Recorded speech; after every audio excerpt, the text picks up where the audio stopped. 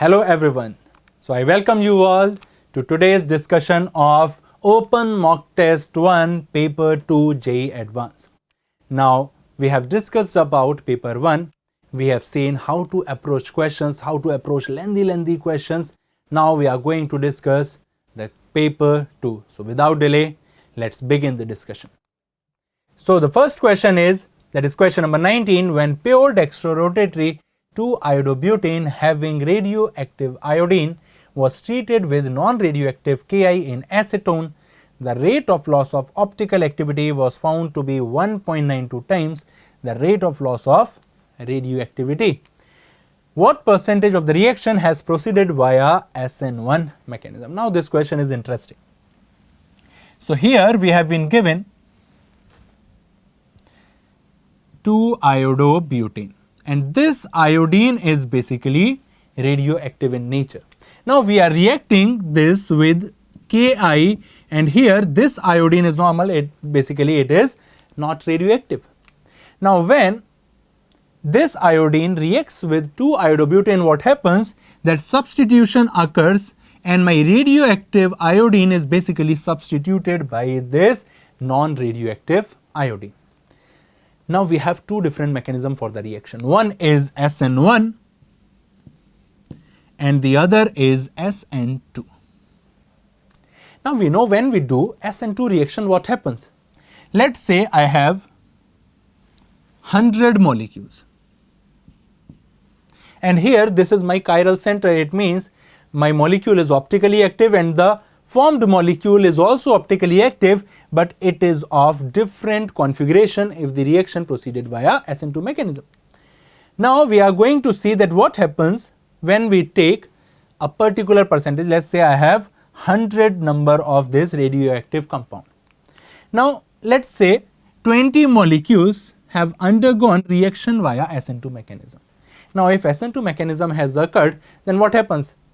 If this is R, I can say one thing, that the formed compound is basically having S configuration, or if this is S, this will be having R configuration. It means the configuration is changing, and if configuration is changing for 20 molecules, then the optical activity will not be seen for 40 molecules. It means now the loss of optical activity or the rate of loss of optical activity is for this 40 molecules. Similarly, if the reaction is going via SN1 mechanism, then what happens? That if 20 molecules are undergoing the reaction, then 10 are forming the R configuration and 10 are forming the S configuration, and that's why the loss is basically dependent only on the number that is undergoing the reaction. And from there I can say one thing, that rate of loss of optical activity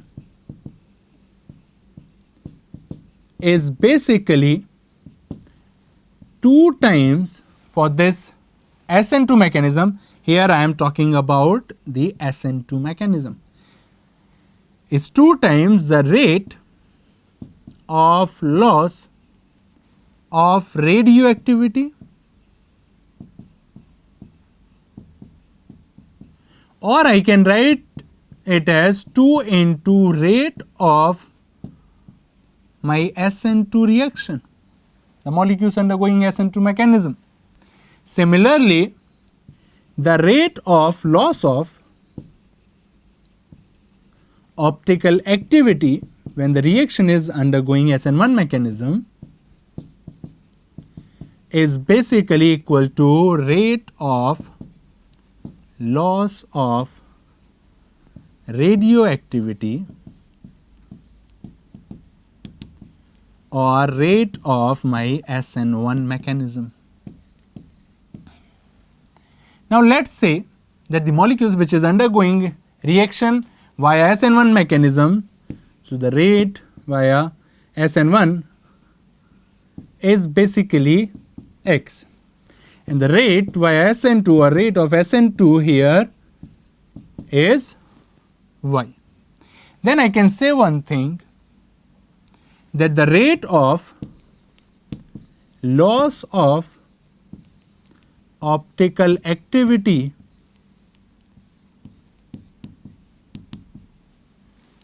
is basically given by x plus 2y, because if the rate of SN2 is y, we have seen that the rate of loss of optical activity is equal to 2 times the rate of my reaction undergoing via SN2 mechanism. So from there I can write it as 2y, and from here via SN1 I can write it as x. Now we have been given a condition. What is that condition? That the rate of loss of optical activity is found to be 1.92 times, this is 1.92 times rate of loss of radioactivity. Now what is the rate of loss of radioactivity? That is rate via SN1 plus rate via SN2. So I can write from this value is basically x plus 2y is equal to 1.92 times x plus y. And if I am going to calculate this value comes out as y is equals to 11.5 x. And now I will use this expression. Here I have to calculate the percentage of the reaction that is proceeded by. The question is asking for what percentage of the reaction proceeded via SN1 mechanism. So percentage of reaction proceeded via SN1 mechanism is basically x divided by x plus y into 100, which is basically x upon, we have seen the relation between y and x, this is 11.5x. So this value comes out as 12.5x into 100, or if you calculate it, this value is 8%. So the answer of this question here is 8. Now moving on to my next question. So in this question we have been given an organic compound A containing carbon 75%, hydrogen 3.1% and nitrogen 21.9% has vapor density 64. It gives off ammonia on heating with KOH and a compound used for making pterylene.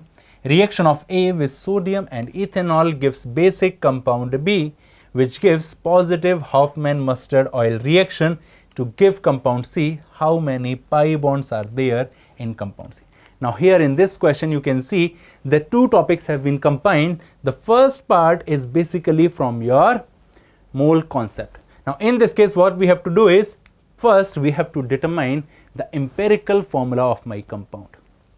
From empirical formula we have vapor density here, and from vapor density we will determine the molecular mass, and from molecular mass we will determine the molecular formula. Now after that what we have to do is we have to see the reactions, and then we have to proceed to the final product, and then in the final product we have to see the number of pi bonds. Now we will move one by one in this question. Now here the percentage of carbon that is given to us is 75%. Hydrogen that has been given to us is 3.1% and nitrogen is 21.9%. Now let's assume the mass of the compound is 100, so I can say the carbon is 75, hydrogen 3.1 or nitrogen 21.9. Now from this, how do we calculate the empirical formula?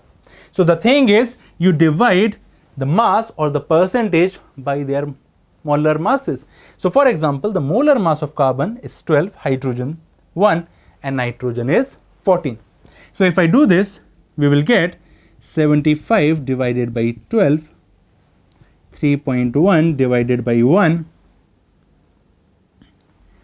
and here we have 21.9 divided by 14. Now if we do the calculation, this comes out as 6.25. This is basically 3.1 only, and here we obtain 1.56. Now among this what we do is we will divide all these numbers by the lowest number from them, and that is 1.56. So if I divide 6.25 by 1.56, this value is something around or approximately equal to 4. Then 3.1 divided by 1.56, and this is approximately equal to 2, and 1.56 divided by 1.56 equal to 1. So from here we have the empirical formula, and this empirical formula and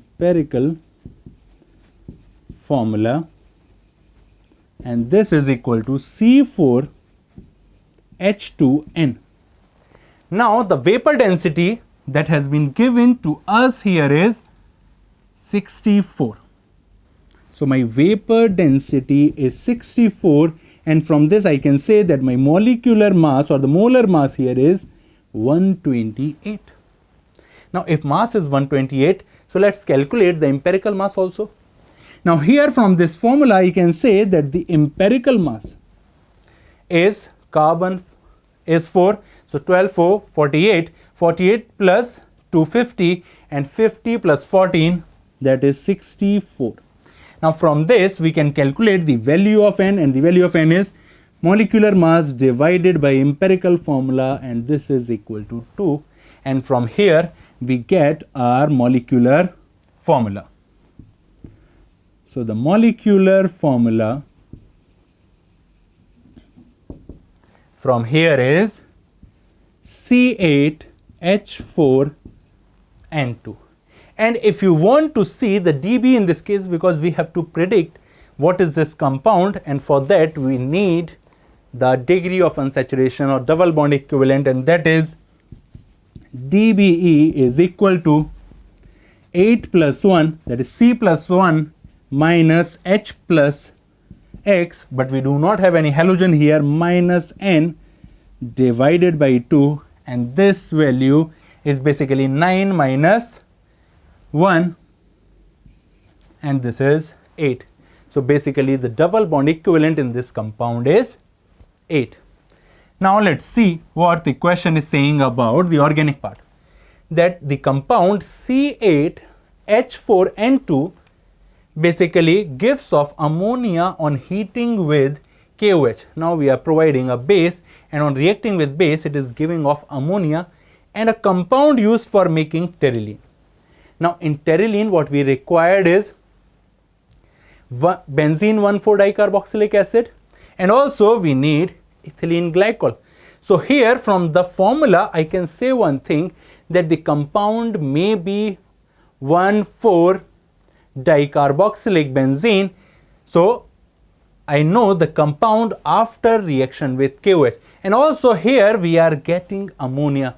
It means the compound contains cyanide, because on hydrolysis of that in basic medium we basically obtain ammonia and 1,4-dicarboxylate benzene. So if I do the reaction, let's say we have this compound, that is 1,4-dicyanobenzene, and if we treat it with KOH on heating, then we get ammonia as well as this compound, which is basically used for making pterylene. Now after that, what the question says is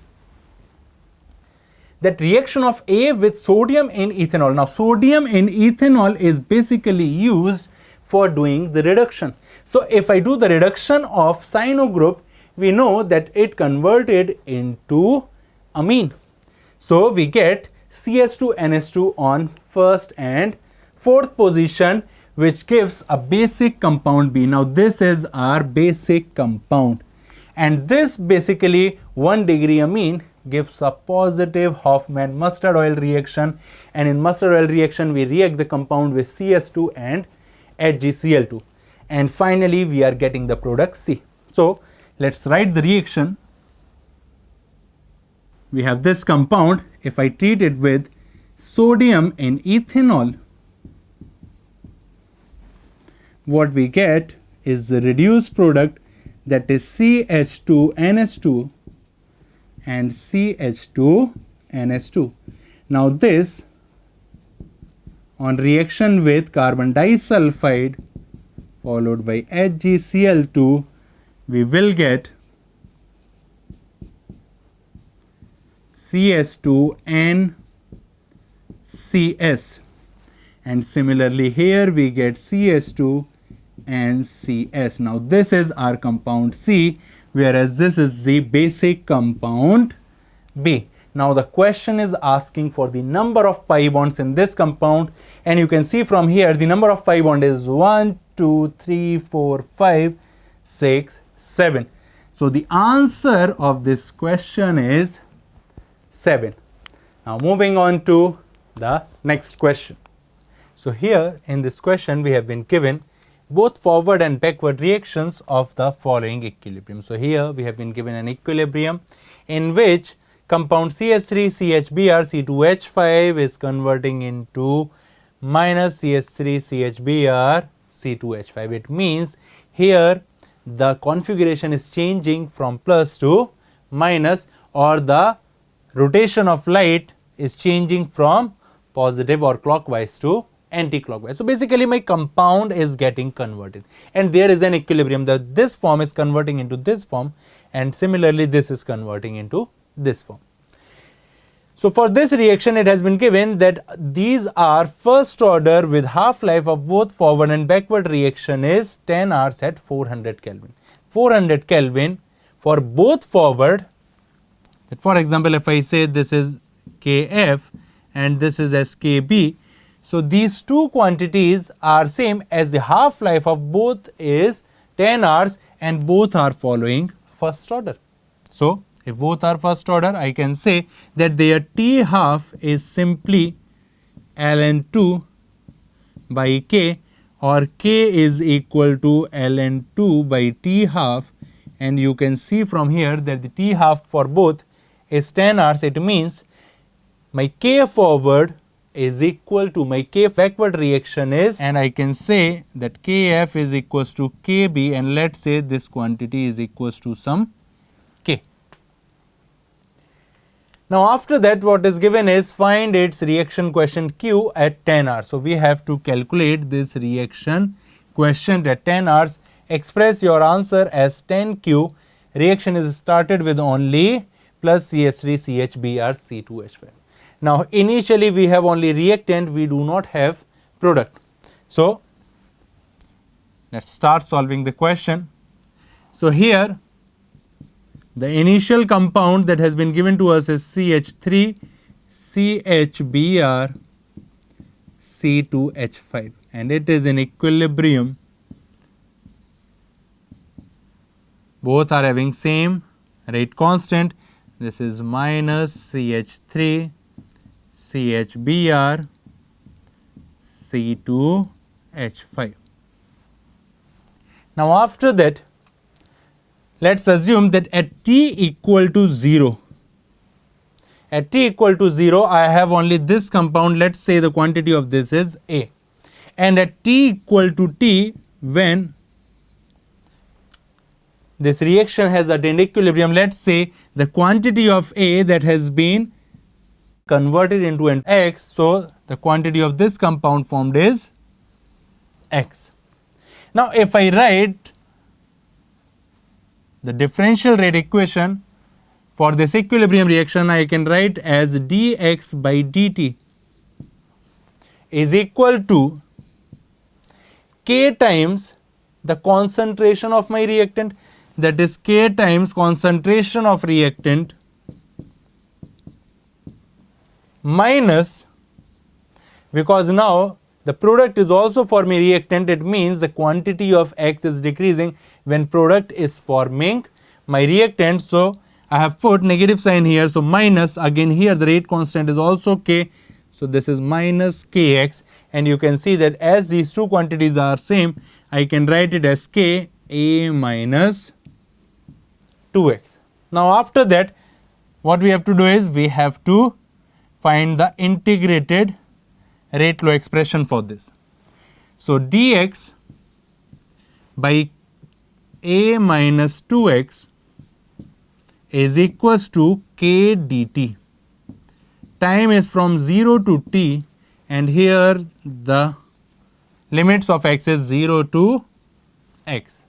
Now if I integrate it, we have been seeing that this looks something like my first order reaction. The only thing is the coefficient to, when we solve this expression, we will get k equal to 1 by 2t ln a upon a minus 2x. So the expression is similar to what we obtain in first order kinetics, as that is also first order kinetics. It is similar. There we have only a minus x. We do not have this coefficient, but here because of this coefficient we get this 1 by 2t. Now moving further, now the question has asked what is the value of q after 10 hours. Now if I want to calculate k after 10 hours, or if I want to calculate the value of k, we know that k is simply ln 2 by t half. That is my rate constant, which is basically ln 2, and here the half life is 10 hours. So if I put the value of k is equal to ln 2 by 10, we get ln 2 by 10 is equals to 1 by. Now we want to calculate q at 10 hours. So I will put this t equal to 10. So this is 2 into 10 ln a by a minus 2x. Now these quantities will get cancelled out, and we get, if I multiply it here, it becomes 2 ln 2 is equals to ln a divided by a minus 2x, which is ln 4 is equals to ln a by a minus 2x, or 4 is equal to a upon a minus 2x, which if we solve it becomes 4a minus 8x equal to a, or 3a is equal to 8x, or a is equals to 8 by 3x. Now if I say I want to calculate q, what is q? Q is the quantity of product that is formed at that instant, that is at 10 hours, that is x, divided by quantity of my reactant raised to its stoichiometric coefficient. Now the stoichiometric coefficient of both product and reactant is 1, so we have to put only the concentrations here. The concentration of product is x at any instant, and the concentration of reactant is a minus x. Now putting the value of a here, we get x upon 8 by 3x minus x, which is equals to 3x divided by 5x, and becomes equal to 0.6. Now in question we have been asked that what is the value of 10q, and that is 0.6 into 10, which comes out as 6, and this will be the final answer. Now moving on to my next question.